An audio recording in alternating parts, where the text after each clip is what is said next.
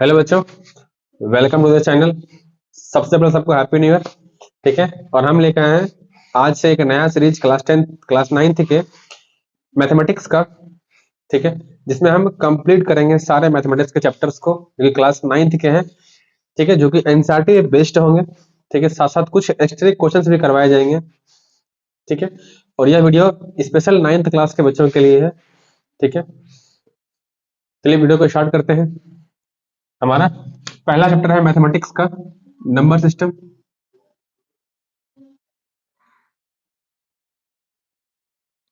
ठीक है, जिसे हिंदी में कहते हैं संख्या पद्धति।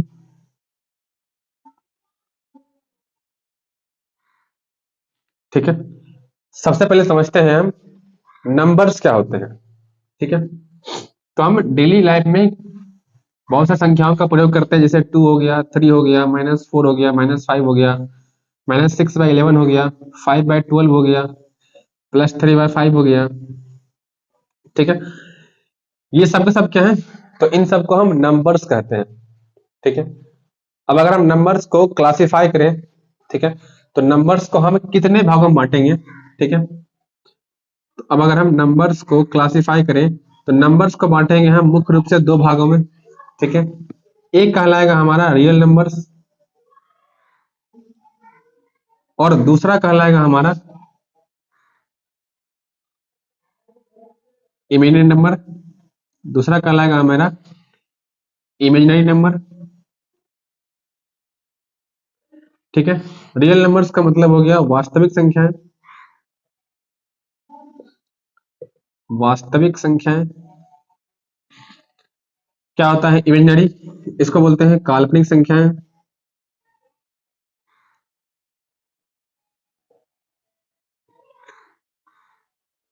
ठीक है, सबसे पहले हम बात करते हैं क्या होते हैं वास्तविक संख्याएं। ठीक है, तो कोई भी नंबर्स जितना हम सोच सकते हैं, अनंत से अनंत तक के नंबर सारे के सारे कौन से नंबर से, रियल नंबर से। ठीक है, यानी कि रियल नंबर्स की परिभाषा दे तो इसे हम कह सकते हैं दैट नंबर्स, ठीक है, which is represent at number line. ठीक है, वे संख्याएं, ठीक है, जिसे हम संख्या रेखा पर प्रदर्शित कर सकते हैं उसे कहते हैं हम वास्तविक संख्याएं, which is represented at number line. Hindi में लिखेंगे जिसे हम संख्या रेखा पर प्रदर्शित कर सकते हैं उसे क्या कहते हैं हम, उसे हम वास्तविक संख्याएं कहते हैं। ठीक है, अब नंबर लाइंस क्या होते हैं। ठीक है, तो हम कहेंगे नंबर लाइंस एक रेखा होती है जिस पर -∞ से लेकर +∞ तक की संख्याएं लिखी होती हैं। ठीक है, -∞ से लेकर +∞ तक की संख्याएं लिखी होती हैं, उसे हम कहते हैं नंबर लाइन कहते हैं। ठीक है, अब अगर इसमें देखें हम, इसमें बीच में क्या आ जाएगा, 0। अब 0 के जो राइट साइड है उसमें नंबर्स कौन सा आएगा, 1 2 3 4, ये कहां से जाएगा, अनंत तक। लेफ्ट में जाएंगे, बढ़ेंगे हम तो -1 -2 -3 -4 -5, और ये कहां जाएगा, नेगेटिव में अनंत तक ये नंबर जाएगा। ठीक है, तो हमने क्या कहा, रियल नंबर हम किसे कहते हैं, रियल नंबर हम उसे कहते हैं जिसको रिप्रेजेंट किया जा सकता है नंबर लाइन पे, उसे हम कहेंगे वास्तविक संख्याएं। ठीक है, और काल्पनिक क्या होती हैं, जिसे हम रिप्रेजेंट नहीं कर सकते, which is not represented at number line, जिसको हम संख्या रेखा पर प्रदर्शित नहीं कर सकते हैं, उन संख्याओं को बोलते हैं हम काल्पनिक रेखाएं। ठीक है, अब वास्तविक में कौन कौन सी संख्याएं होती हैं, तो अगर हम इसको हम पूरे पढ़ेंगे डिटेल में। ठीक है, जितनी भी संख्याएं हम सोच सकते हैं, जैसे +2, ये रहा +2। ठीक है, जैसे हमने कहा 2 कोई संख्या है तो 2 को हम यहाँ पर रिप्रेजेंट कर सकते हैं। 1/2 अगर हम दिखाना चाहें तो कहाँ दिखाएंगे, 0 और 1 के बीच में क्या आएगा, 1/2 आएगा, तो यहाँ पर हम 1/2 को दिखा सकते हैं। ठीक है, तो हमने 1/2 को भी रिप्रेजेंट कर दिया। अगर हम लेते हैं नेगेटिव में -3, तो हमको दिखाना है -3 को, तो हम चाहें तो यहाँ दिखा सकते हैं -3 को, ये रहा -3, ठीक है। हमको दिखाना है -12 को, तो हम कहाँ दिखा सकते हैं, तो 0 और -1 के बीच क्या आएगा, -12 आएगा, तो हम इसको यहाँ दिखा सकते हैं, ठीक है।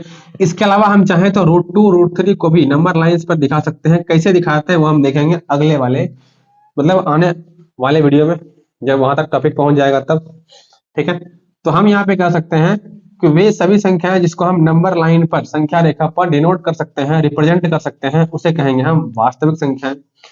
और जिसको हम संख्या रेखा पर रिप्रेजेंट नहीं कर सकते हैं उसे कहेंगे हम काल्पनिक संख्याएं, ठीक है। अब कैसे पहचानते हैं काल्पनिक संख्याएं, ठीक है। जैसे अगर हम लिखते हैं √-4, ठीक है, जैसे हम लिखते हैं √-4, तो हमें इतना पता है कि रूट के अंदर जो संख्याएं होती हैं उसका अर्थ ये होता है कि किसी दो संख्याओं को आपस में मल्टीप्लाई करने के बाद वह संख्या आती है, तो वह संख्या रूट के अंदर होती है। जैसे अगर √-4 है तो ये 4 बाहर कब आएगा, जब कोई दो बराबर संख्याएं आपस में मल्टीप्लाई करके 4 देती हो, तभी वो रूट बाहर आएगा। जैसे 2 गुना 2, जैसे लिखेंगे हम 2 गुना 2, ठीक है। तो 2 गुना 2 लिखेंगे हम, इसमें से 1 2 बाहर आ जाएगा, तो हम कहेंगे √4 क्या है, √4 एक वास्तविक संख्या है, जो कि इसको नंबर लाइंस पर हम डिनोट कर सकते हैं। लेकिन अगर हमने कहा √4, तो क्या कोई ऐसी संख्या मौजूद है जिसको कि अगर हम 2 बार मल्टीप्लाई कर दें, ठीक है, क्या कोई एक संख्या ऐसी मौजूद है जिसको अगर हम 2 बार लगातार मल्टीप्लाई कर दें तो उसका गुणनफल -4 आ जाए। तो ऐसा पॉसिबल कोई भी संख्या नहीं है जिसको हम 2 टाइम्स, मतलब इसी संख्या से मल्टीप्लाई करने के बाद -4 लेके आ जाए, ठीक है। तो क्योंकि हम 4 तो यहाँ से बाहर निकाल सकते हैं, 4 को हम बाहर निकाल लेंगे 2, और रूट अंडर जो -1 है इसको हम बाहर नहीं निकाल सकते, जो किसी भी दो संख्याओं का गुणनफल करने पर, किसी भी दो समान संख्याओं का गुणनफल करने पर कभी भी -1 तो नहीं आता है, ठीक है। और इस √-1 को हम दिखाते हैं आयोटा से, ठीक है, आई को बोलते हैं आयोटा, इसको हम दिखाते हैं आयोटा से। तो इस तरह की संख्याएं जिसमें रूट के अंदर माइनस पाया जाए, वह संख्या जिसके अंदर रूट के अंदर माइनस पाया जाएगा, उन सब संख्याओं को बोलते हैं हम काल्पनिक संख्याएं। और इन संख्याओं को हम कभी भी संख्या रेखा पर रिप्रेजेंट नहीं कर सकते हैं, ठीक है। अब हम बात करते हैं रियल नंबर्स पे, कि रियल नंबर्स को हम किससे डिनोट करते हैं, तो रियल नंबर्स को हम डिनोट करते हैं आर से, denoted by R, capital R, ठीक है, इसको आर से दर्शाया जाता है, ठीक है। अब अगर रियल नंबर्स को हम बांटे, ठीक है, रियल नंबर्स को हम करें परिभाषित, ठीक है, देखते हैं आगे, तो इतना समझ में आ गया होगा।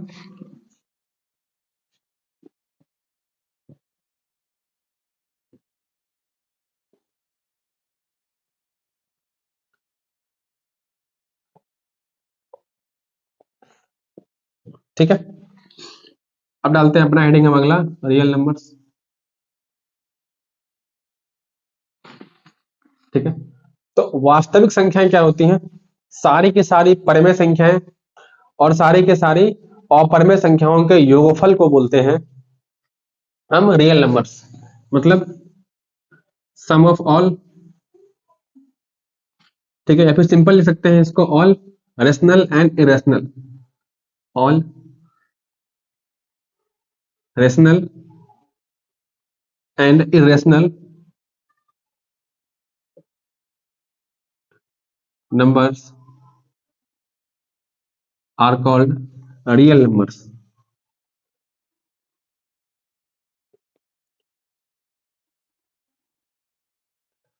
मतलब सारी की सारी परिमेय और अपरिमेय संख्याओं को मिला दें, ठीक है, तो क्या कहलाएगा वो कहलाएगी वास्तविक संख्याएं।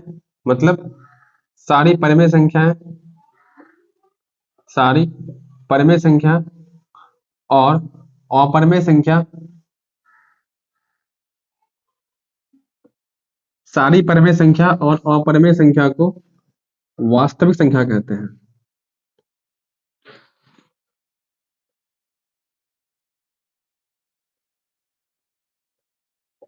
ठीक है। मतलब जितने भी, ठीक है, जितने भी रेशनल है, जितने भी इरेशनल है, उन सबको इकट्ठा मिला दें हम, तो वे सब इकट्ठा मिलकर क्या कहलाएंगे, वो सब इकट्ठे मिलकर कहलाएंगे रियल नंबर्स, यानी कि वास्तविक संख्याएं। इसका मतलब अगर हम रियल नंबर्स को भी क्लासिफाई करें, इसको हम दो भागों में बांट सकते हैं, परमेय संख्या और अपरमेय संख्या, ठीक है। अब फिर से हम क्लासिफाई करना चाहें तो परिमेय संख्या को और भी कई संख्याओं में बांट सकते हैं। मतलब रियल नंबर्स को हम अनेकों पार्ट में डिवाइड करते हैं। ठीक है, रियल नंबर्स को हम अनेकों पार्ट्स में डिवाइड करते हैं, जो हमको इस चैप्टर में पढ़ना है। ठीक है, तो अब इसके अंतर्गत यानी कि वास्तविक संख्याओं के अंतर्गत आने वाले सभी संख्याओं को हम देखेंगे एक एक करके। तो सबसे पहले बात करते हैं किसके बारे में, तो नेचुरल नंबर के बारे में। ठीक है, सबसे पहले बात करते हैं हम रियल नंबर्स के अंदर आने वाली सबसे पहली संख्या जिसे कहते हैं प्राकृत संख्या।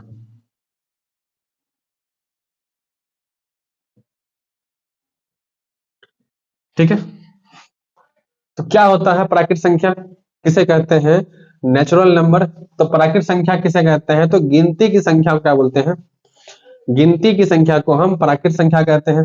ठीक है, और हम गिनती की शुरुआत कहां से करते हैं, तो हम गिनती की शुरुआत करते हैं एक से। ठीक है, तो हम इसे कह सकते हैं सिंपली गिनती की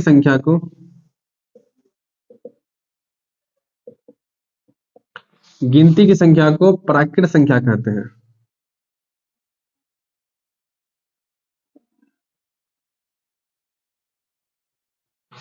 ठीक है, यानी counting of numbers is called natural numbers.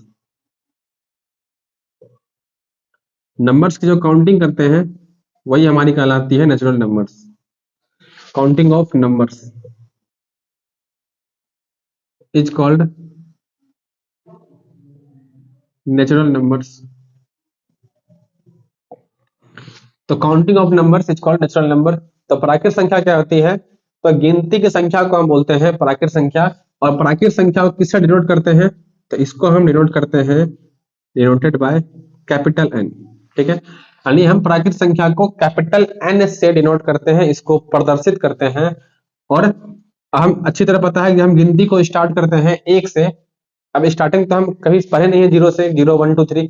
जब भी हम गिनती करते हैं तो हम गिनती हमेशा एक से करते हैं, और जब हम गिनती हमेशा एक से करते हैं तो एक के बाद सीधे दो आता है। काउंटिंग करने में गिनती में एक के बाद सीधा दो आता है, एक के बाद 1.5 2.5 3.5 नहीं आता, सीधे क्या आता है एक के बाद दो, दो के बाद 3 4 5 6। तो नेचुरल नंबर्स के अंतर्गत कौन कौन संख्या आएगी, 1 2 3 4 5 6। इसी प्रकार अगर हम गिनती करना स्टार्ट करें और खत्म ही ना करें तो क्या कभी जाकर ये गिनती रुकेगी, तो हम गिनती करते रह जाएंगे, गिनती कभी समाप्त नहीं होती है। ठीक है, तो गिनती कभी समाप्त नहीं होगी तो कहां बोलेंगे इसको हम, तो ये कहां जाएगी, तो ये जाएगी अनंत तक जाएगी। तो हम इसको ऐसे भी कह सकते हैं कि एक से लेकर अनंत तक जो जाने वाली संख्याएं हैं जो हम गिनती करते हैं वही कहलाती है हमारी प्राकृत संख्या कहलाती है, उसे ही हम नेचुरल नंबर कहते हैं। ठीक है, तो ये तो था हमारा परिभाषा किसका, प्राकृत संख्या का, नेचुरल नंबर का।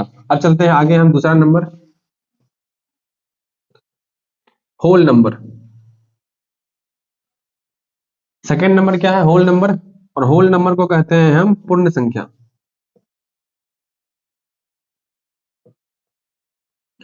ठीक है, पूर्ण संख्या। अब ये होल नंबर क्या होते हैं, जीरो क्या है, जीरो एक होल नंबर है। मतलब हम काउंटिंग तो शुरू करते हैं 1 से, वो तो हो गया हमारा प्राकृत संख्या।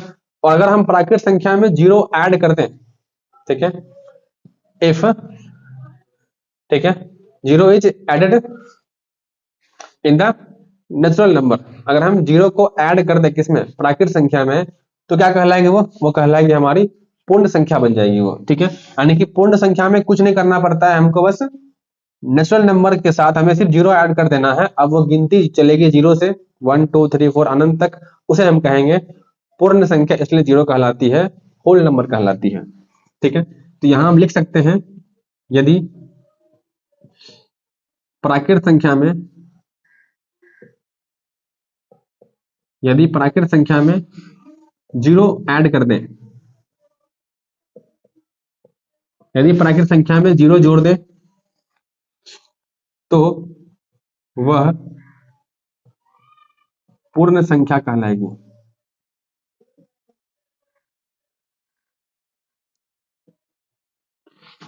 ठीक है, यदि प्राकृत संख्या में जीरो को ऐड कर दें हम तो उसे क्या कहेंगे, हम उसे हम पूर्ण संख्या कहते हैं, वह हमारी होल नंबर कहलाएगी। और होल नंबर को डिनोट किससे करते हैं, तो हम लिखेंगे it is denoted by W। ठीक है, इसको हम नोट करते हैं W से। W के अंदर कौन कौन संख्या आएगी, तो सारे के सारे प्राकृत संख्या तो आएगी ही, बस साथ में क्या ऐड कर देंगे हम, 0 ऐड कर देंगे। ठीक है, तो ये बन जाएगी हमारी होल नंबर्स, ये बन जाएगा हमारा पूर्ण संख्या। ठीक है, इसे कहते हैं हम पूर्ण संख्या। अब यहां से एक सवाल हम पूछेंगे कि क्या सभी की सभी, क्या सभी की सभी पूर्ण संख्या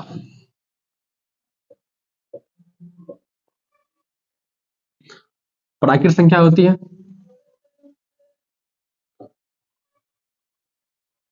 क्या सभी की सभी पूर्ण संख्या प्राकृत संख्या होती है? ठीक है, और इसके साथ साथ एक और सवाल हम पूछेंगे,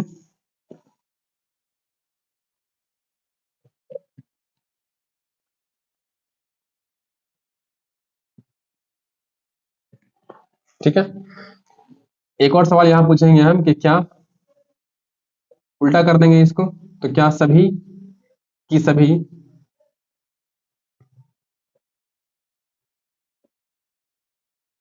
प्राकृत संख्या पूर्ण संख्या होती है? ठीक है, तो सवाल क्या हमारा, क्या सभी की सभी पूर्ण संख्या प्राकृत संख्या होती है? क्या सारा का सारा पूर्ण संख्या प्राकृत में है? ठीक है, यही मतलब हुआ इसका। क्या सारा का सारा पूर्ण संख्या प्राकृत संख्या होती है, इसका मतलब क्या हुआ, इसका मतलब हुआ क्या सारा का सारा पूर्ण संख्या प्राकृत में है। तो यहां से लेकर एक से लेकर अनंत तक तो प्राकृत में है, बट 0 जो है होल नंबर का एक ऐसा नंबर है जो प्राकृतिक संख्या में नहीं पाया जाता है। इसका मतलब हम कहेंगे कि सारा का सारा पूर्ण संख्या प्राकृत संख्या नहीं होती है। सारा का सारा तो होता है बस खाली 0 को छोड़ करके, और 0 को छोड़ करने के बाकी संख्या तो प्राकृत संख्या होती ही है, लेकिन हम इसमें जब 0 है नहीं तो सारा का सारा कह सकते हैं, तो नहीं कह सकते हैं, इसलिए इसका आंसर क्या होगा, नहीं। अब इसको उल्टा करके पूछा गया है कि क्या सभी के सभी प्राकृत संख्या पूर्ण संख्या होती है। तो अब यहाँ हम देख सकते हैं कि प्राकृत संख्या जो शुरुआत कहाँ से है, 1 से लेकर अनंत तक है, तो सारी की सारी प्राकृत संख्या हमें कहाँ दिखाई दे रही है, पूर्ण संख्या में दिखाई दे रही है। ठीक है, तो सारी की सारी प्राकृत संख्या हमें जब पूर्ण संख्या में दिखाई दे रही है, तो हम कह सकते हैं कि सारे के सारी प्राकृत संख्या क्या है, एक पूर्ण संख्या है। इसका आंसर क्या हो जाएगा, हाँ। ठीक है, तो इस तरीके से हम सवाल को आसानी से कर सकते हैं। हम पूछेंगे यहां से, क्या सारा का सारा प्राकृत संख्या, क्या सारा का सारा प्राकृत संख्या वास्तविक संख्या है? तो यहाँ कहेंगे क्या सारा का सारा प्राकृत संख्या वास्तविक संख्या है?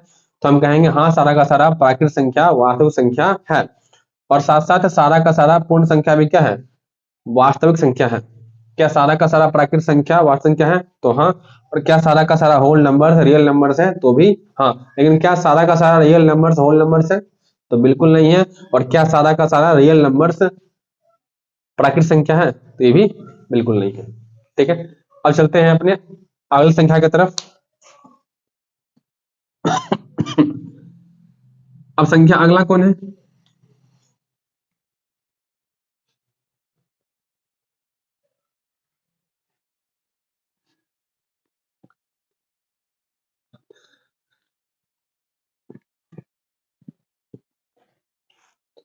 ठीक है, संख्या अगला कौन है?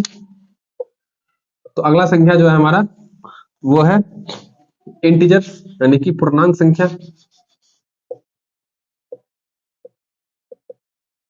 पूर्णांक जिसे हम कहते हैं इंटीजर्स।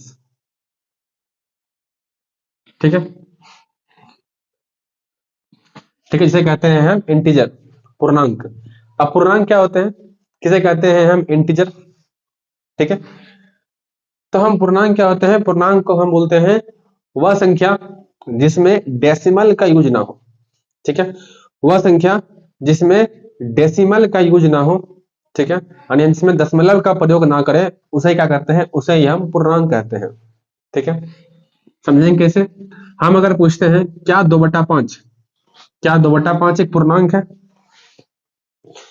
अगर हम पूछते हैं क्या 2/5 एक पूर्णांक है, तो हमें इतना पता है कि अगर 2 को हम 5 से भाग देंगे, 2 को अगर हम 5 से भाग देंगे तो कितना आएगा, 0.20, 5 चौके 20, यानी कितना आएगा, 0.4 के बराबर आएगा। यानी 2/5 को अगर हम लिखेंगे तो इसको हम 0.4 लिख सकते हैं। और अगर इस संख्या में दशमलव का प्रयोग हो गया, अगर इस संख्या में दशमलव का प्रयोग हो गया तो हम कहेंगे यह एक पूर्णांक नहीं कहलाएगा। ठीक है, ठीक है। क्या पूछे हम? 10। क्या 10 एक पूर्णांक है? क्या 10 एक पूर्णांक है? अगर हम ये पूछते हैं कि 10 एक पूर्णांक है तो हम कहेंगे क्या 10 के बाद डेसिमल का यूज हुआ है? तो 10 के बाद हम चाहें तो 0.0 लिख सकते हैं, लेकिन पॉइंट के बाद अगर सिर्फ 0 है तो इसका कोई वैल्यू है नहीं।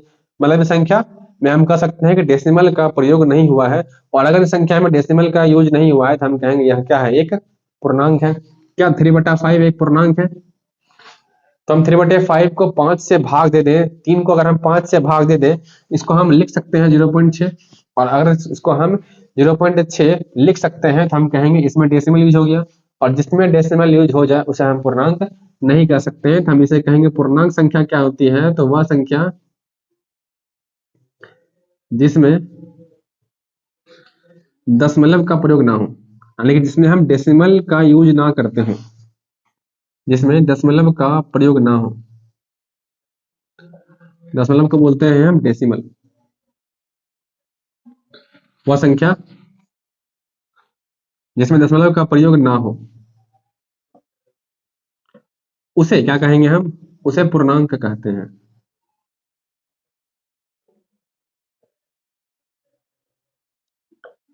ठीक है। अब अगर हम पूर्णांक को दिखाना चाहें तो पूर्णांक को किससे करते हैं प्रदर्शित? ठीक है, तो हम लिखेंगे इसमें इट इज डिनोटेड बाय आई और जेड। ठीक है, तो हम पूर्णांक को आई से भी और साथ साथ जेड से भी प्रदर्शित करते हैं। ठीक है। अब अगर करते हैं पूर्णांक का क्लासिफिकेशन। ठीक है, अब अगर हम करते हैं पूर्णांक का क्लासिफिकेशन यानी कि इंटीजर का करते हैं हम क्लासिफिकेशन, तो इसको बांटेंगे हम दो भाग में। एक हमारा कहलाएगा पॉजिटिव इंटीजर,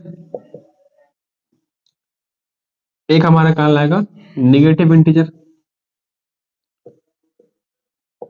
एक हमारा कहलाएगा पॉजिटिव, एक कहलाएगा हमारा निगेटिव। ठीक है, इसको हिंदी में कहेंगे हम धनात्मक पूर्णांक,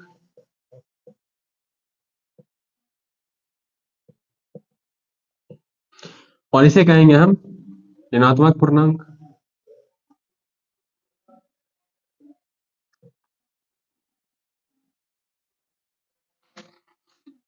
इंटीजर। ठीक है, इसे हम बांटेंगे दो भाग में, एक कहलाएगा पॉजिटिव, एक कहलाएगा निगेटिव। ठीक है, तो जिसमें निगेटिव साइन रहेगा, ठीक है, उसे कहेंगे हम निगेटिव इंटीजर। जिसमें रहेगा पॉजिटिव साइन उसे कहेंगे हम पॉजिटिव इंटीजर। हमने इसका सेट भूल गए, इसका सेट लिख लेते हैं। तो इंटीजर का सेट क्या हो जाएगा? जेड इक्वल टू कहां से कहां तक? इनफाइनाइट से लेकर -3, -2, -1, 0, +1, +2, +3, और यहाँ भी कहां तक? इनफाइनाइट तक। ये हो जाएगा इसका सेट। ठीक है, मतलब कलेक्शन ऑफ नंबर्स कितना हो जाएगा जेड का, यानी कि इंटीजर्स का। तो इनफाइनाइट से लेकर -4, -3, -2, -1, 0, 1, 2, 3, 4, 5, 6, 7, इन सब में डेसिमल कहीं भी नहीं लगा हुआ है, इसलिए इन सब को कहेंगे हम, ये सब के सब इंटीजर्स कहलाएंगे। ठीक है, तो इसे बांटेंगे हम दो भाग में, जिसमें लगा होगा प्लस साइन उसे कहेंगे हम पॉजिटिव, जिसे लगा होगा निगेटिव साइन उसको कहेंगे हम निगेटिव इंटीजर। ठीक है, अब सवाल आता है कि जीरो क्या है? ठीक है, जीरो को हम कहाँ रखें? पॉजिटिव में या फिर निगेटिव में? क्योंकि हमें पता है जीरो में हम या तो लगा दे प्लस तब भी कोई फर्क नहीं पड़ता, या लगा दे हम माइनस तब भी कोई फर्क नहीं पड़ता। और अगर जीरो में हम दोनों में से कुछ भी लगाने के बाद फर्क नहीं पड़ता है तो हम कहेंगे जीरो कैसा है? जीरो एक नॉन निगेटिव इंटीजर है। ठीक है, उस तरह हम क्लासिफाई नहीं करेंगे, हम उसको सिंपली दो भाग में बांट दिए हैं, पॉजिटिव और निगेटिव। जीरो कहाँ आएगा? जीरो ना तो पॉजिटिव है ना निगेटिव है, दोनों के बीच में एग्जिस्ट करता है ये। तो हम इसमें लिख सकते हैं zero is neither positive, zero is neither positive nor negative integer. Zero is neither positive nor negative integer. ठीक है, जीरो क्या है? ना तो पॉजिटिव है और ना ही निगेटिव इंटीजर्स है। ठीक है, अब बाकी जो बच गया निगेटिव और पॉजिटिव, इसमें कौन कौन सा आएगा? तो जीरो को छोड़कर जितने भी राइट साइड में है वो सबके सब हो जाएंगे पॉजिटिव इंटीजर, यानी कि +1। ठीक है, इसको हम दर्शाएंगे कैसे? इसमें कौन कौन सा? इसमें आ जाएंगे +1, +2, +3 से लेकर इनफाइनाइट तक। और इसमें कौन सा हो जाएगा, इसमें हो जाएगा -इनफाइनाइट से लेकर -3 -2 -1, ये सब का सब क्या हो जाएंगे, ये हो जाएंगे सबके सब निगेटिव इंटीजर्स। ठीक है, तो ये सबके सब हो गए पॉजिटिव इंटीजर्स। ठीक है, और ये हो गए सबके सब निगेटिव इंटीजर्स। ठीक है, अब अगर हम इंटीजर को दिखाते हैं जेड से, तो जो होते हैं पॉजिटिव इंटीजर यानी कि धनात्मक पूर्णांक जो होते हैं, इसको दिखाते हैं हम जेड प्लस से। तो जेड प्लस सिक्योरिटी है। ठीक है, तो जेड प्लस का मतलब क्या होता है, यानी कि सारे के सारे धनात्मक पूर्णांक, और जेड माइनस का मतलब क्या हो जाएगा, जेड माइनस का मतलब हो जाएगा सारे का सारे ऋणात्मक पूर्णांक। ठीक है, अब अगर हम पॉजिटिव इंटीजर्स को ध्यान से देखें, ठीक है, अगर हम पॉजिटिव इंटीजर्स को ध्यान से देखें तो पॉजिटिव इंटीजर्स में संख्या कौन कौन सा है, +1 +2 +3 से लेकर अनंत तक आया हुआ है। और ये संख्या किसमें आया था, ये संख्या आया था प्राकृत संख्या में आया था। और अगर यही संख्या आया था प्राकृत संख्या में, तो जो पॉजिटिव इंटीजर्स है यही क्या कहते हैं, यही होते हैं प्राकृत संख्या। यानी कि पॉजिटिव इंटीजर्स ही कहलाते हैं प्राकृत संख्या। हम कह सकते हैं कि सारे के सारे पॉजिटिव इंटीजर्स प्राकृत संख्या होंगे, और सारे के सारे प्राकृत संख्या रिवर्स कर देंगे तो पॉजिटिव इंटीजर्स कहलाएंगे। ठीक है, यानी कि सारे के सारे पॉजिटिव इंटीजर्स नेचुरल नंबर से एंड वाइस वर्सा, मतलब सारे के सारे नेचुरल नंबर्स भी क्या है, पॉजिटिव इंटीजर्स हैं। ठीक है, जीरो क्या कहलाएगा, जीरो कहलाएगा नाइदर नेगेटिव, ठीक है, नाइदर पॉजिटिव और नॉर नेगेटिव इंटीजर, मतलब जीरो ना तो पॉजिटिव इंटीजर्स है ना ही जीरो नेगेटिव इंटीजर्स है। ठीक है, फिर से लिखते हैं कुछ सवालों को हम। क्या सारी की सारी, क्या सभी की सभी पूर्ण संख्या, क्या सारा का सारा पूर्ण संख्या पूर्णांक होता है। उल्टा कर देते हैं क्वेश्चन को, क्या सारा का सारा सभी के सभी, क्या सभी के सभी पूर्णांक, क्या सभी के सभी पूर्णांक पूर्ण संख्या होते हैं। ठीक है, अब बताएंगे क्या होगा इसका आंसर। तो हमें अच्छी तरह पता है कि क्या सारी की सारी पूर्ण संख्या पूर्णांक होती है। तो पूर्ण संख्या कहां से कहां तक होती है, पूर्ण संख्या होती है 0 1 2 से लेकर अनंत तक। ठीक है, पूर्ण संख्या होती है 0 1 2 3 4 से लेकर अनंत तक जाती है। अब पूर्णांक कौन सा होता है, पूर्णांक तो हमारा -इनफाइनाइट से लेकर -5 -4 -3 2 1 0, फिर +1 +2 +3, मतलब ये सब का सब समा किसमें जाएगा, ये सब का सब समा जाएगा किसमें, देखो ये सब का सब का 0 1 2 3 4, यहाँ लिखा हुआ है 0 1 2 3 4। तो जितने भी पूर्ण संख्या होते हैं वो सब किसके भाग होते हैं, वो सब किसके, वो सब पूर्णांक के ही भाग होते हैं। तो सारा का सारा जो पूर्ण संख्या है वह पूर्णांक होगा। तो सारा का सारा पूर्ण संख्या पूर्णांक होगा। यहाँ क्या होगा आंसर, हाँ। लेकिन इसको उल्टा अगर पूछें क्या सारे के सारे पूर्णांक पूर्ण संख्या होते हैं, तो पूर्ण संख्या सिर्फ और सिर्फ 0 से अनंत तक जाते हैं। लेकिन हमसे पूछे, हम पूछे क्या -1 एक पूर्णांक है, -1 एक पूर्णांक है, क्या यह पूर्ण संख्या होगा। तो -1 एक पूर्णांक तो है, -1 एक पूर्णांक तो है, बट यह पूर्ण संख्या नहीं होगा। मतलब क्या -2 पूर्णांक तो है, क्या यह पूर्ण संख्या है। तो -1 और -2 -3 -4 ये सारे संख्याएं जो है एक पूर्णांक तो है, लेकिन वह पूर्ण संख्या नहीं है। इसलिए हम कह सकते हैं कि सारे के सारे पूर्णांक जो होते हैं वह पूर्ण संख्या नहीं कहलाते हैं। ठीक है, आई होप इतनी बात समझ आई होगी। ठीक है, चलेंगे आगे।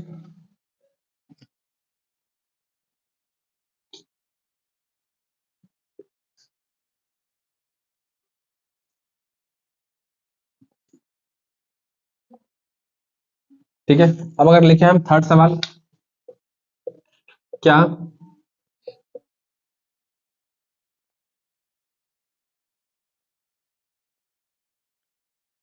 क्या सभी की सभी प्राकृत संख्या पूर्णांक होती है, क्या सारे की सारी प्राकृत संख्या पूर्णांक होती है। अगला क्वेश्चन, क्या सभी पूर्णांक प्राकृत संख्या होते हैं,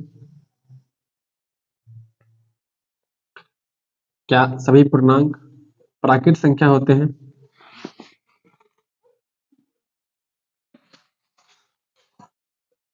ठीक है, अब इन दो सवालों का जवाब बताएंगे। तो क्या बोलेंगे हम, क्या सभी की सभी प्राकृत संख्या पूर्णांक होती है। तो सारे के सारे प्राकृतिक, तो प्राकृतिक कहाँ से होते हैं, 1 2 3 से लेकर अनंत तक जाते हैं प्राकृतिक। और ये सब का सब किसमें देखा गया है, पूर्णांक में देखा जाता है, क्योंकि पूर्णांक तो माइनस इनफाइनाइट से लेकर प्लस इनफाइनाइट तक होता है, जिसमें डेसिमल ना हो, और इन सब में कहीं भी नहीं देखा डेसिमल। ठीक है, तो हम कहेंगे सारे की सारी प्राकृतिक संख्या क्या होती है, एक पूर्णांक होती है। लेकिन क्या सारा का सारा पूर्णांक प्राकृतिक संख्या होता है? पूर्णांक तो -5 भी है। पूर्णांक अगर हम बोले तो पूर्णांक तो -5 भी है, लेकिन क्या -5 एक प्राकृत है? तो हम कहेंगे -5 पूर्णांक तो है, लेकिन यहाँ प्राकृत नहीं है। -5 पूर्णांक तो है बट प्राकृत नहीं है, -4 पूर्णांक तो है, प्राकृत नहीं है। मतलब सारा का सारा पूर्णांक प्राकृत संख्या नहीं हो सकती। ठीक है, 2 सवाल और लिखेंगे इस पे।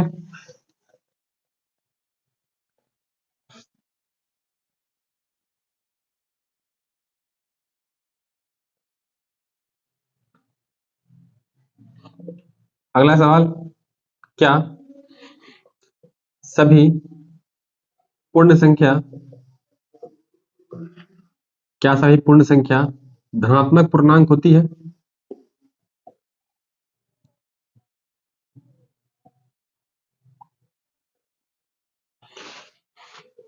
और ठीक इसके उल्टा, क्या सभी धनात्मक पूर्णांक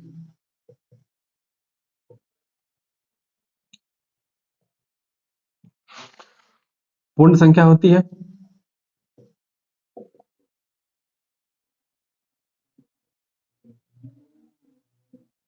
ठीक है, अब इन दोनों सवाल का आंसर क्या होगा, क्या सारे के सारे पूर्ण संख्या। ठीक है, अब अगर हम बात करते हैं सारे के सारे पूर्ण संख्या, तो पूर्ण संख्या कहां से कहां तक आती है? पूर्ण संख्या में 0 भी आता है, उसके बाद अनंत तक जाता है। पूर्ण संख्या 0 1 2 3 4 करके अनंत तक जाती है, तो क्या वो सबके सब धनात्मक पूर्णांक है? धनात्मक पूर्णांक कहां से कहां तक होता है, 1 2 3 4 से लेकर अनंत तक जाता है, क्योंकि 0 को हम ना मानते हैं निगेटिव, ना मानते हैं पॉजिटिव। तो इस नियम के हिसाब से हम कहेंगे कि क्या सारा का सारा पूर्ण संख्या धनात्मक पूर्णांक है? तो पूर्ण संख्या तो 0 भी है, पूर्ण संख्या तो 0 भी है, 1 भी है, लेकिन 1 तो धनात्मक पूर्णांक है, लेकिन क्या 0 मेरा पॉजिटिव इंटीजर है?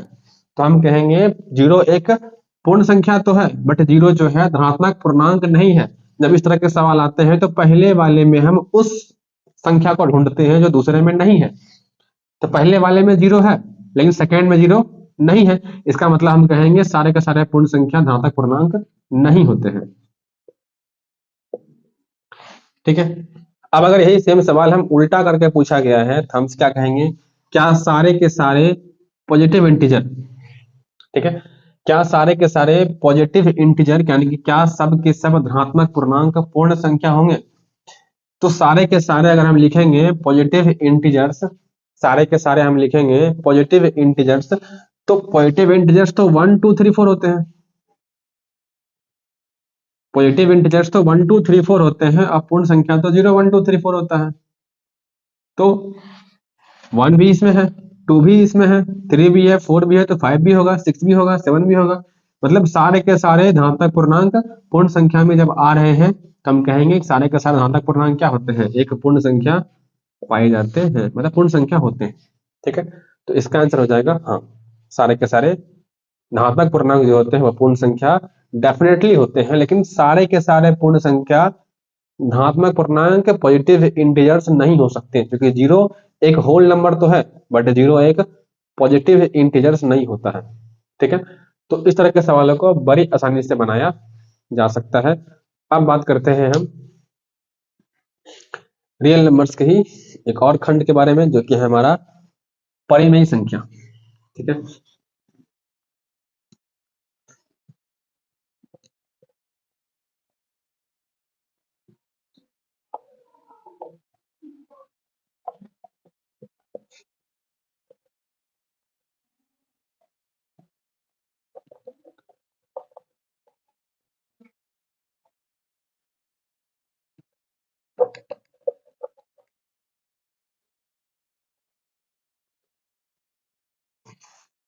ठीक है, अब बात करते हैं हम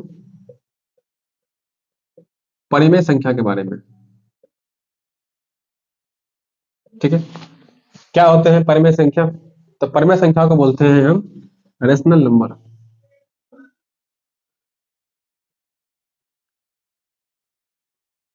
परिमेय संख्या को बोलते हैं हम रेशनल नंबर। ठीक है, तो क्या होता है परिमेय संख्या? ठीक है, दैट नंबर्स, वह संख्या which is written in the form of p by q, जिसको पी बटा क्यू के रूप में लिखा जा सके, वे सब के सब संख्या कहलाते हैं। कौन संख्या? तो परिमेय संख्या कहलाते हैं। ठीक है, हम लिखेंगे वह संख्या जिसे पी बटा क्यू के रूप में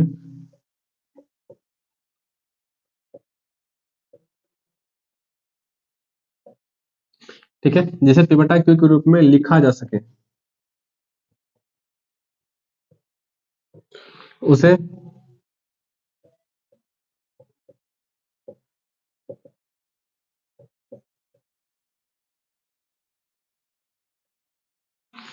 उसे क्या कहते हैं? हम उसे परिमेय संख्या कहते हैं। ठीक है, तो वह सबके सब संख्या जिसे पी बटा क्यू के रूप में लिखा जा सके उसे हम परिमेय संख्या कहते हैं। यानी कि हम इसको लिख सकते हैं that number which is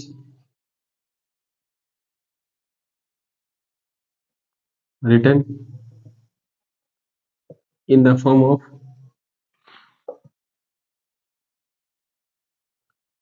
p by q is called rational number. ठीक है, जहां पर शर्त क्या है? जहां शर्त है q not equal to zero, q का मान जीरो के बराबर नहीं होना चाहिए। ठीक है, where q not equal to zero. ठीक है, तो कोई भी संख्या यदि पी बटा क्यू के रूप में होगी, ठीक है, तो क्या कहेंगे उसको हम? वो हमारी कहलाएगी परिमेय संख्या कहलाएगी। लेकिन ठीक है, लेकिन हम कहेंगे क्यू का मान जीरो के बराबर नहीं होना चाहिए। ठीक है, क्यू का मान जीरो के बराबर नहीं होना चाहिए। ठीक है,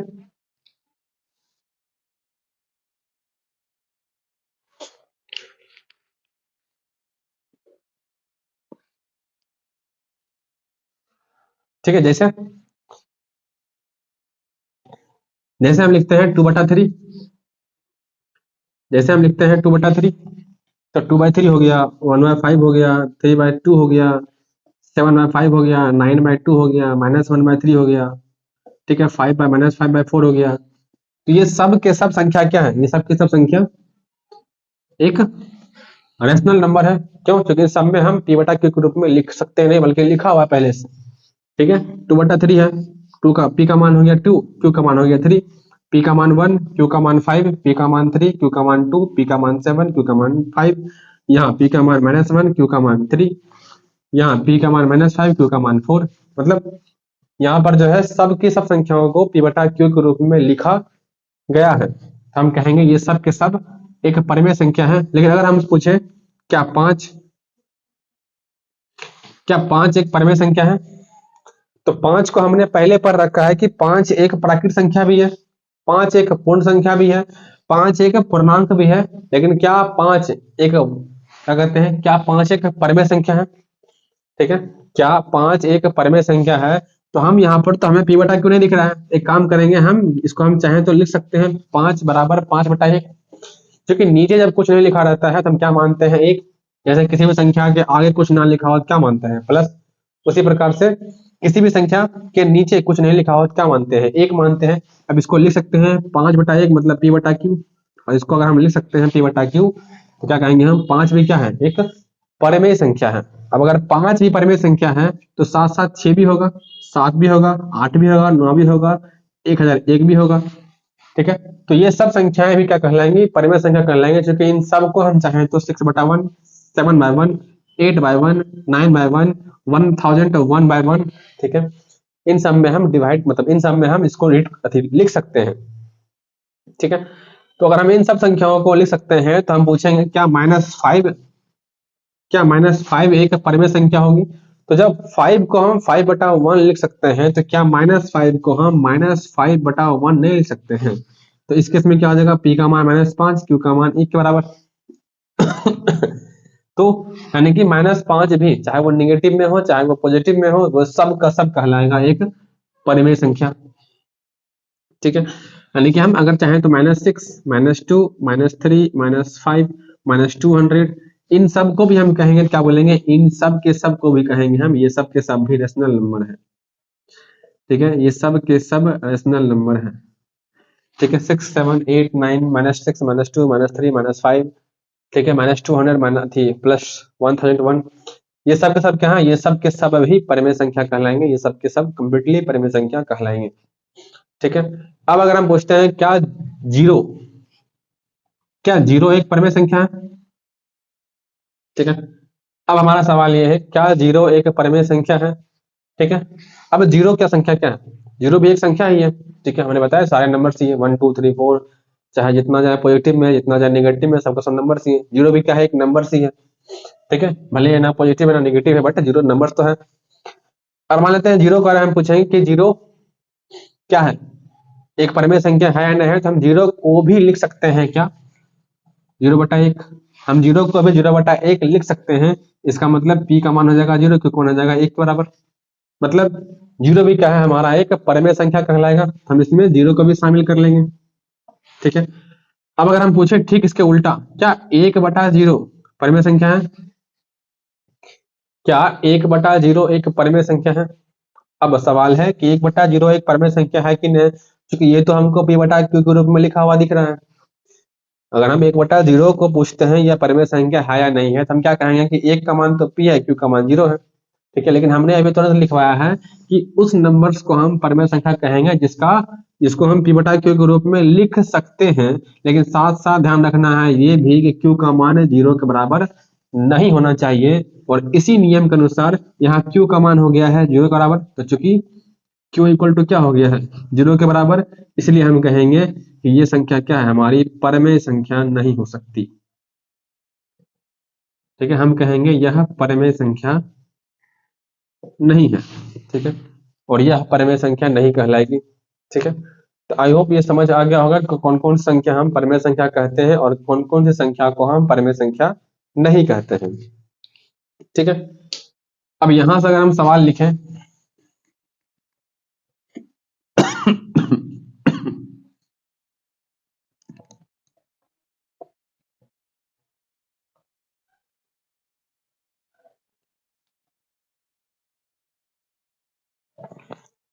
अब अगर हम यहां सवाल लिखें, क्या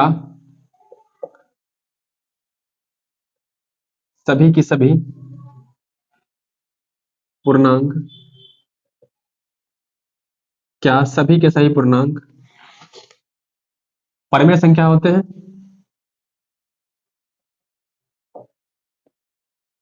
और ठीक इसके उल्टा लिखेंगे हम सवाल,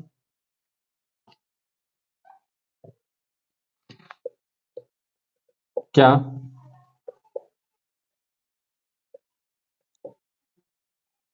सभी के सभी परिमेय संख्या पूर्णांक होते हैं?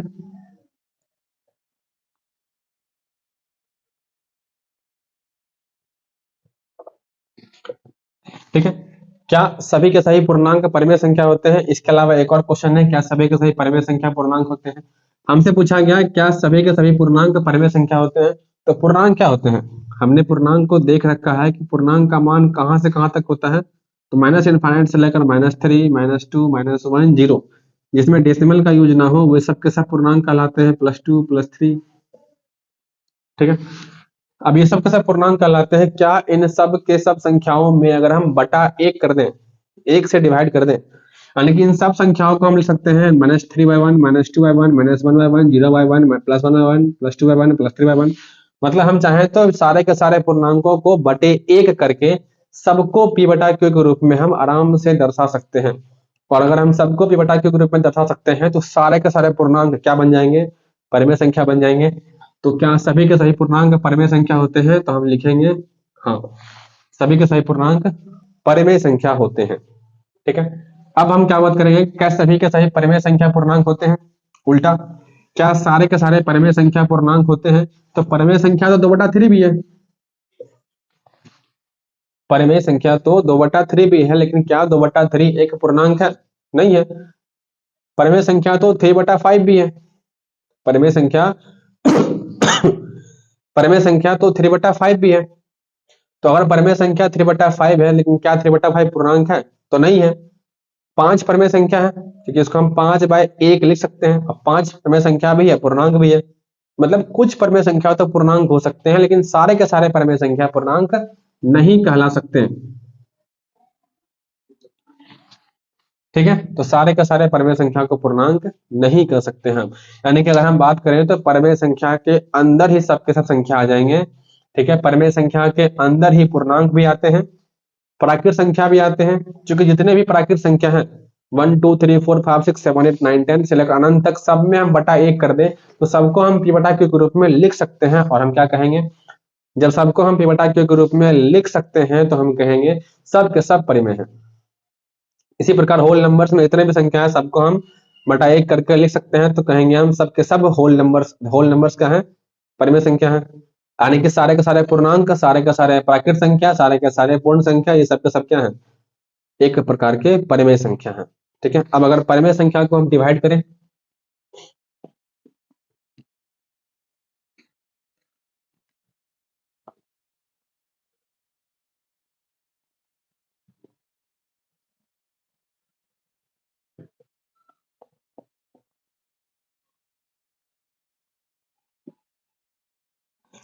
अब अगर हम परिमेय संख्या को डिवाइड करें तो क्या होगा? तो हम रेशनल नंबर को भी चाहें तो डिवाइड कर सकते हैं।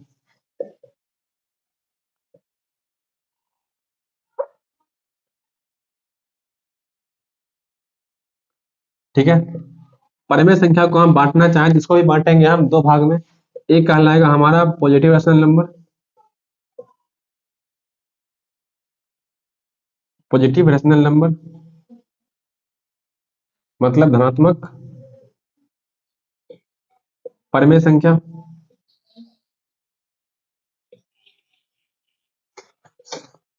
और एक कहलाएगा निगेटिव रेशनल नंबर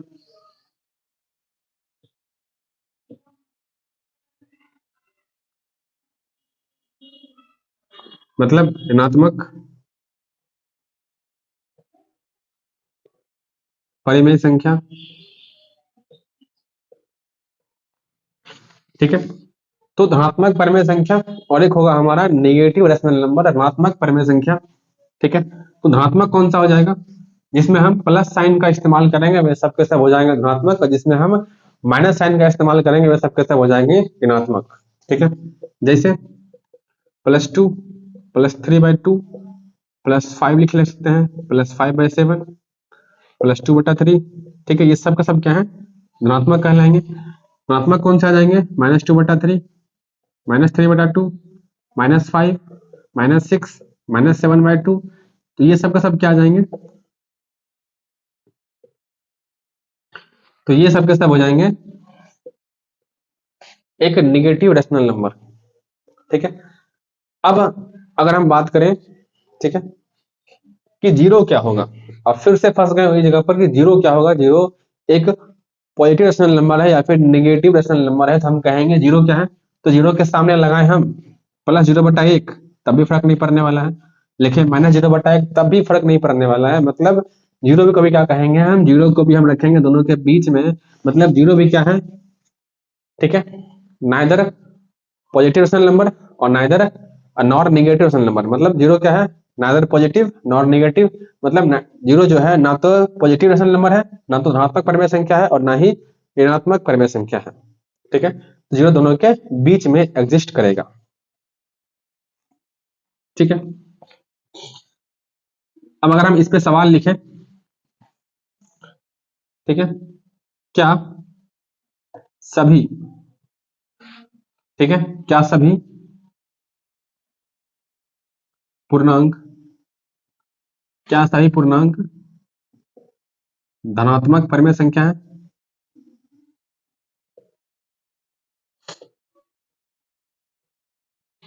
ठीक है, क्या सभी पूर्णांक धनात्मक परिमेय संख्या है? और एक और सवाल अगर हम लिखें सेम इसी प्रकार से कि क्या सभी धनात्मक पूर्णांक, क्या सभी धनात्मक परिमेय संख्या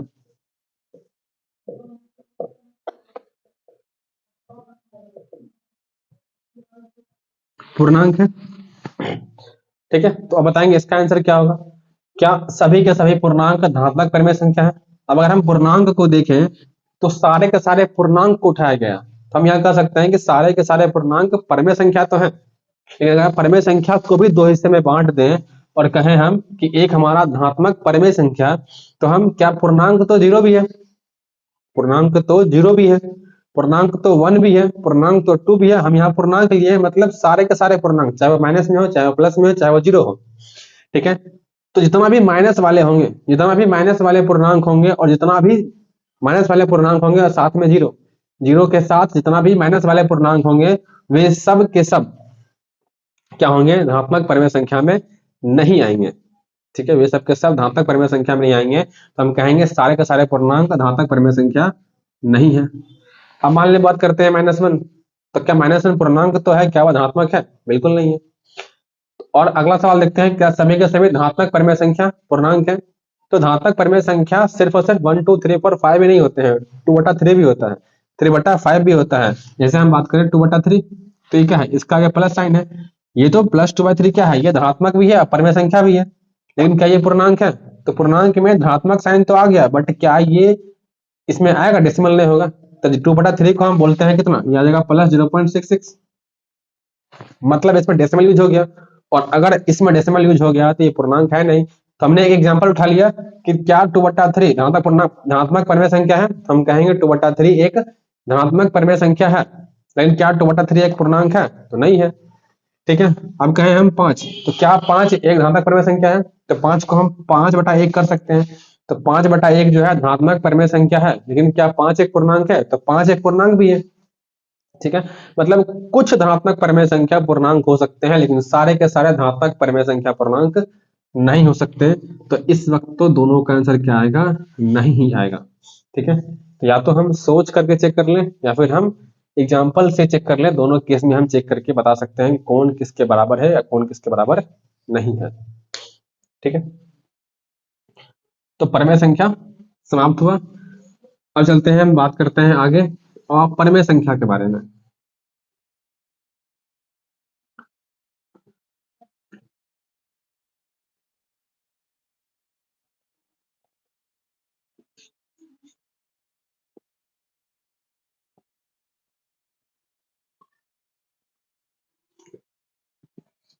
ठीक है, अब बात करते हैं हम आज का आखिरी टॉपिक, अपरिमेय संख्या।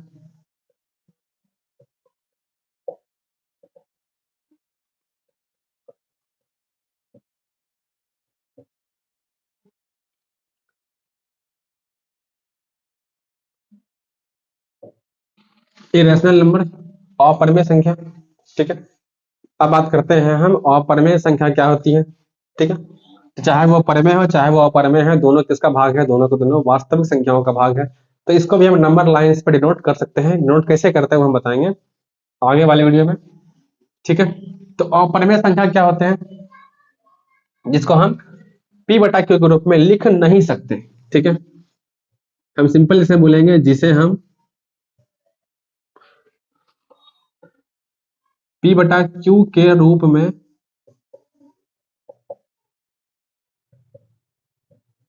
नहीं लिख सकते।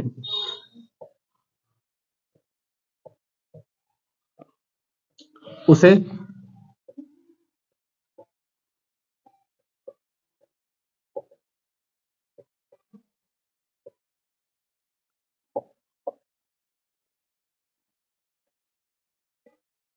उसे अपरिमेय संख्या कहते हैं। अब इसे हम P/Q के रूप में लिख क्यों नहीं सकते हैं? तो जितने भी रूट हैं, जितने भी रूट हैं, वर्गमूल हैं, घनमूल हैं, वो अगर अपने रूट से बाहर नहीं आ पाते हैं तो वे सब के सब कहलाएंगे अपरिमेय संख्या। जैसे जैसे √2, हमें पता करना है √2 एक परिमेय संख्या है या अपरिमेय संख्या है। तो हम चाहें तो √2 को लिख सकते हैं √2/1। तो हम तो यहाँ कह देंगे, इसको हमने P/Q के रूप में लिख लिया, लेकिन हमें √2 का मान भी तो पता होना चाहिए। तो √2 का मान कितना होता है? √2 का मान होता है 1.414 और समथिंग, जो कभी अंत नहीं होता है। ठीक है, तो √2 का अगर हम मान लिखेंगे जिसका मान होता है 1.414 के बराबर, ठीक है, 1.414, उसके बाद आगे कुछ और संख्या लगती रहती है और जाता है अनंत तक। ठीक है, और अगर हम √2 का मान यहाँ पुट कर दे 1.414 समथिंग समथिंग बटा 1, तो यहाँ से तो हम Q का मान फाइंड कर लेंगे, Q का मान 1 है, लेकिन क्या यहाँ से P का मान फाइंड कर पाएंगे? तो P का मान यहाँ से फाइंड ही नहीं हो पाएगा, क्योंकि 1.414 जो संख्या चल रही है वो कभी रुकेगा तब तो मान फाइंड करेंगे हम। अगर वो संख्या रुकेगा ही नहीं, वो संख्या लगातार चलता रहेगा, तो हम उसका मान फाइंड कहाँ से करेंगे?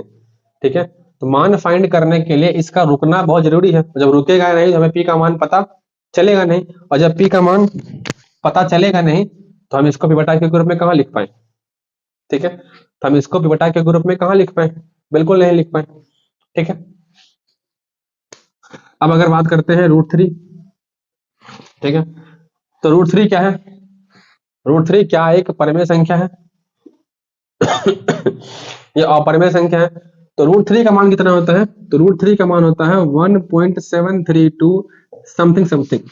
ठीक है, अब √3 का मान होता है 1.732 समथिंग समथिंग, ये भी जाता है कहां तक? अनंत तक। ठीक है, फिर से इसको वही सेम कहानी करेंगे हम। √3 को हम लिख सकते हैं 1.732 समथिंग समथिंग। अब इसको हम बटा 1 तो कर सकते हैं। ठीक है, अब इसको हम बटा 1 तो कर दिए, लेकिन हम यहाँ से Q का मान तो फाइंड कर लेंगे, लेकिन क्या यहाँ से फिर से P का मान फाइंड हो पाएगा? नहीं हो पाएगा, क्योंकि जब तक संख्या रुकेगा नहीं तब तक हम P का मान फाइंड कर ही नहीं सकते हैं, और जब तक हम P का मान फाइंड नहीं कर लेंगे तब तक हमें इसको हम P बटा Q के रूप में व्यक्त कैसे करेंगे? इसको हम नहीं कर सकते। ठीक है, तो ये कौन सा संख्या कहलाएगा? ये संख्या कहलाएगा एक अपरिमेय संख्या कहलाएगा। ठीक है, लेकिन अगर हम लिखे 0.333, जैसे मान लेते हैं हम लिखते हैं 3.3333 अनंत बार। ठीक है, जैसे हम लिखते हैं 3.3333 अनंत बार। ठीक है, 3 यहाँ पॉइंट है, 3.3333 अनंत बार। हमें पता करना है क्या इसको हम P बटा Q के रूप में ले सकते हैं? अब यहाँ भी तो हम कर सकते हैं, यहाँ भी तो हम कर सकते हैं कि इसका मान तो लगातार बढ़ते जा रहा है, तो P का मान तो हम फिक्स करेंगे नहीं, लेकिन हम अगर ध्यान से देखें तो 3.333 को हम चाहे तो 1/3 लिख सकते हैं, 10/3। 3.3333 को चाहे तो हम 10/3 लिख सकते हैं, क्योंकि हम 10 में जब 3 से भाग देंगे, 10 में जब हम 3 से भाग देंगे तो कितना कटेगा? 3 3 9, 1 उतरेगा, फिर से पॉइंट, फिर से 0, 3 3 9, फिर से 1, फिर से 0, 3 3 9। इसी प्रकार ये 1 हमेशा आता जाएगा और ये हमेशा हम 3 बैठाते जाएंगे। ठीक है, फिर से 1, फिर से 0, फिर से 3, मतलब जितना बार हम यहाँ पर नीचे काम करते जाएंगे उतना बार वहां 3 आता जाएगा और ये कभी समाप्त नहीं होगा। तो चलने वाला संख्या तो ये भी है, ये भी संख्या अनंत तक जा रही है, बट इसको हम चाहें तो 10/3 के रूप में लिख सकते हैं। और अगर इस संख्या को हम 10/3 के रूप में लिख सकते हैं तो हमें यहाँ से P का मान मिल गया और यहाँ से हमें Q का मान मिल गया। और अगर हमें P का मान मिल गया, Q का मान मिल गया, तो हम कहेंगे यह एक कौन संख्या है? तो यह एक परिमेय संख्या है। यानी कि हमें क्या समझ में आया? ठीक है, हमें क्या समझ में आया कि अगर कोई रूट वाली संख्या है तो वह अपरिमेय संख्या होगी, या फिर इसको ऐसे कर सकते हैं ठीक है, जैसे मान लेते हैं अगर हम √4 लिखें, अब √4 पूछे संख्या कैसी है, तो रूट अगर 4 है तो 4 को हम लिख सकते हैं 2 × 2, एक 2 बाहर आ जाएगा। ठीक है, √4 का मतलब है ऐसी कोई संख्या पता करें जिसको हम 2 बार मल्टीप्लाई करने के बाद 4 ले लें, तो 2 × 2 संख्या सेम आना चाहिए, 2 × 2, तो यहाँ से 2 बाहर आ गया। और अगर √4 से 2 बाहर आ गया तो 2 कौन सा होगा? 2 को हम लिख सकते हैं 2/1, और इसको लिख सकते हैं 2/1, तो इसको बोल देंगे क्या संख्या है? ये संख्या परिमेय है। ठीक है, तो हम कहेंगे रूट के अंदर, इस साइन के अंदर पाया जाने वाला वह संख्या जिसको बाहर नहीं किया जा सकता। ठीक है, और उसका अगर हम डेसिमल फॉर्म लिखते हैं तो डेसिमल के बाद जो संख्या है वो कभी रिपीट नहीं होती है, और अगर वो कभी रिपीट नहीं होंगी तो उसे कहेंगे हम अपरिमेय संख्या। लेकिन अगर रूट के अंदर आने वाली कोई संख्या बाहर आ जाती है तो वह कहलाएगी परिमेय, और साथ साथ डेसिमल के बाद कोई संख्या अगर रिपीट हो जाती है, चाहे वो 10 अंक के बाद हो, चाहे 100 अंक के बाद ही क्यों ना हो, लेकिन कभी ना कभी अगर वो रिपीट हो जाती है, कभी ना कभी वो रिपीट हो जाती है, वो क्या कहलाएगी? वो मेरा P बटा Q के रूप में लिखी जा सकती है, उसे कहेंगे हम परिमेय संख्या। ठीक है, तो ये तो मेरा हो गया परिमेय संख्या। ठीक है, क्या कॉन्सेप्ट निकला कि रूट के अंदर का वह संख्या जिसको हम बाहर नहीं कर सकते हैं और उसका अगर हम डेसिमल फॉर्म लिखेंगे तो कभी वह संख्या रिपीट नहीं होगा, हम उसे कहेंगे अपरिमेय। और किसको बोलेंगे परिमेय? तो रूट के अंदर का कोई संख्या है अगर वो बाहर आ सकता है तो सिंपली वो परिमेय कहलाएगा। लेकिन अगर कोई संख्या डेसिमल के बाद एक ही पैटर्न को रिपीट कर रहा है बार बार, तो हम कहेंगे वो भी संख्या कहलाएगा, वो भी संख्या परिमेय कहलाएगा। ठीक है, उसको भी हम परिमेय कहेंगे। जैसे अगर हम लिख दे 6.6666 ये अनंत बार है। ठीक है, अब इसमें हमको पता करना है पी बटा क्यू, क्योंकि पी का मान हम फाइंड कर लेंगे, क्यू का मान फाइंड कर लेंगे, तो हम कहेंगे ये क्या है, यह एक परिमेय संख्या है। तो 6.666 को हम लिख सकते हैं 20/3, चूंकि अगर हम 20 में हम अगर 3 से भागे 3 छक 18 उतरेगा 2, 0.0 3 छक 18, फिर से 2, फिर 0 3 छक 18, फिर से 2, फिर से 0, फिर से 3 छक 18, मतलब ये भी लगातार चलता रहेगा, ये भी लगातार चलता रहेगा। मतलब 20 में अगर हम 3 से भाग देंगे तो 6.6666 लगातार चलता रहेगा।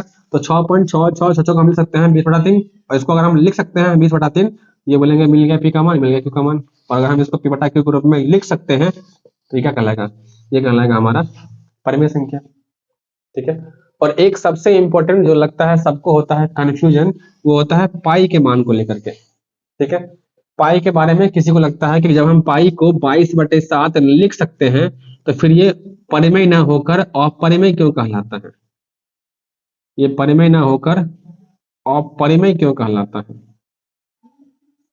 ठीक है, तो एनसीईआरटी के बुक में साफ साफ ये मेंशन्ड है। ठीक है, कि पाई का मान 22/7 नहीं होता है। ठीक है, पाई का मान जो होता है वो होता है अप्रोक्स 22/7, यानी कि हम पाई का मान कितना लिखते हैं, वो लिखते हैं अप्रोक्स 3.14 के बराबर। ठीक है, तो पाई का मान अप्रोक्स 3.14 के बराबर होता है, ना कि एग्जैक्ट 22/7 के बराबर होता है। इसलिए कहते हैं पाई का मान कैसा है, तो पाई एक अपरिमेय संख्या है। ठीक है, तो हमारा संख्या का चैप्टर हुआ कंप्लीट, चैप्टर नहीं मतलब संख्या का टॉपिक हुआ कंप्लीट। ठीक है, तो आज के वीडियो में हमने बात किया था वास्तविक संख्या, काल्पनिक संख्या और उसके अंदर आने वाली सभी संख्याओं के बारे में। अब बात करेंगे हम अगले वाले वीडियो में, ठीक है, आने वाले टॉपिक्स के बारे में। ठीक है, तब तक के लिए इसको पढ़ेंगे, ध्यान से देखेंगे, समझेंगे, तब जाकर अगला वाला वीडियो समझ आएगा। ठीक है, ठीक है, धन्यवाद।